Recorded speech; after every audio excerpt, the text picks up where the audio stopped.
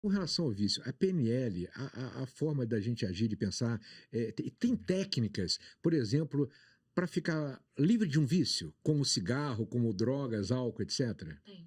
Isso chama modalidades e submodalidades, porque a gente associa coisas positivas ou negativas. Então, por exemplo, o cigarro, né, quando você fumava, te atrelava a alguns tipos de prazeres. E você tinha uma rotina para fumar. Então, provavelmente, o fumante, depois que eu almoço, ou depois que eu tomo um café, você começa a fazer esse ciclo de uma forma diferente. Você vai repetir toda a sua rotina diária e a gente vai...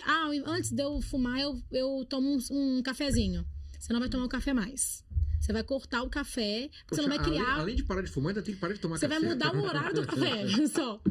E a gente vai colocar submodalidades. O que é isso? Esse prazer que tinha do ato em fumar, a gente vai criar, por exemplo, o que o cigarro traz?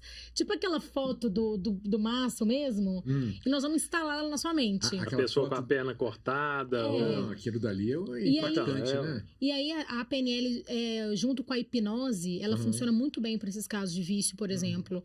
A gente vai começar a criar cenários para toda vez que você fumar. E aí aquela cena vai começar a trazer na sua mente um sentimento negativo. Até que você vai tomando um ranço mesmo do cigarro. Então até a PNL com a hipnose, nesses casos, ela funciona maravilhosamente bem. A gente tem grandes resultados. E não é mágica, né? É um processo, é treinável. Olha, já tive um podcast aqui sobre hipnose, né? A hipnoterapia, né? Isso. E qual é a diferença da PNL, qual a ligação da PNL com a hipnose, a hipnoterapia? A PNL você faz de forma consciente o tempo todo. E a hipnose, ela usa o seu inconsciente. Então, muitas das vezes, você vai acessar o seu inconsciente e você não está presente. Então, a diferença das duas metodologias são essas. Interessante. Inclusive, doutor, no podcast de hipnose, você participou, não participou?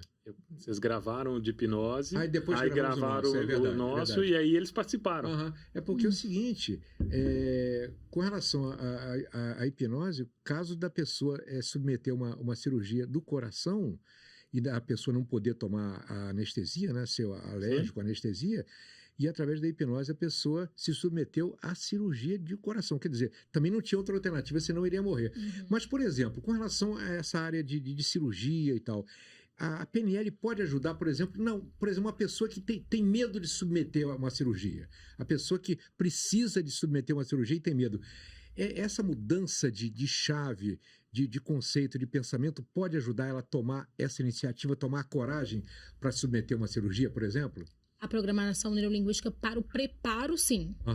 Então, é basicamente a mesma coisa do vício. Você vai preparar com modalidades e submodalidades, você vai diminuir o tamanho daquela cirurgia dentro da mente dela. Porque a gente vai criando monstros, né? Exatamente. Mentais. Então, você vai começando a diminuir.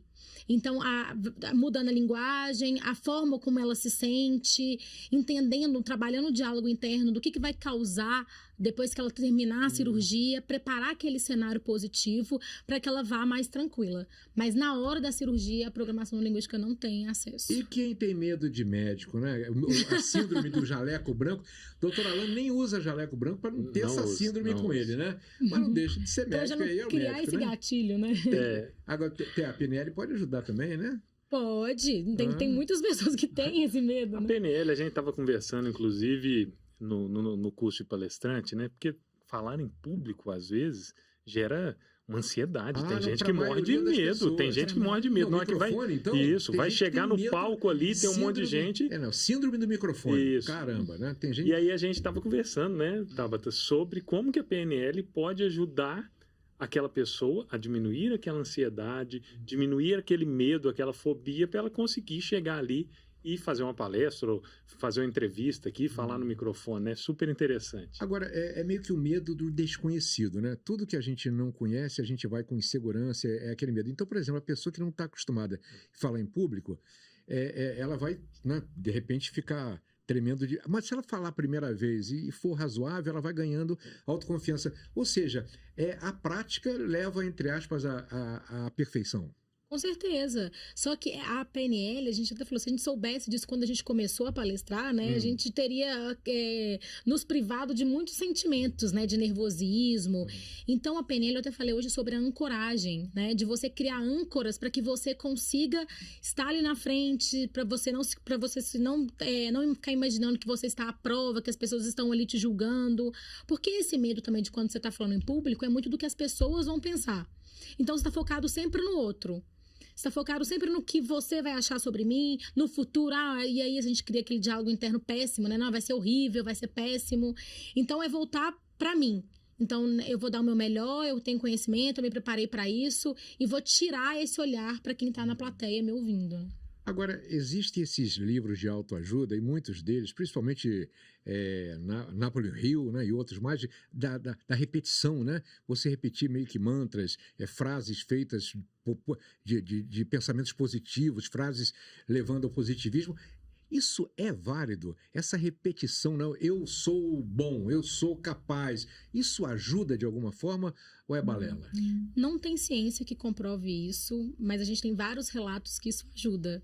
Então, cada pessoa pode criar o seu próprio mantra de acordo com o objetivo que precisa. Então, eu tenho os meus e pra mim funciona maravilhosamente bem. Conta pra gente imitar. Mas É uma até coisa isso. muito pessoal, né? Porque depende muito do objetivo, né? Tem como você modelar, então não tem problema. Hoje eu falei sobre a ancoragem, né? Que eu tenho uma âncora. Se eu me preparei para uma palestra ou para uma apresentação e não sai da forma como eu planejei, eu sempre vou fechar a mão.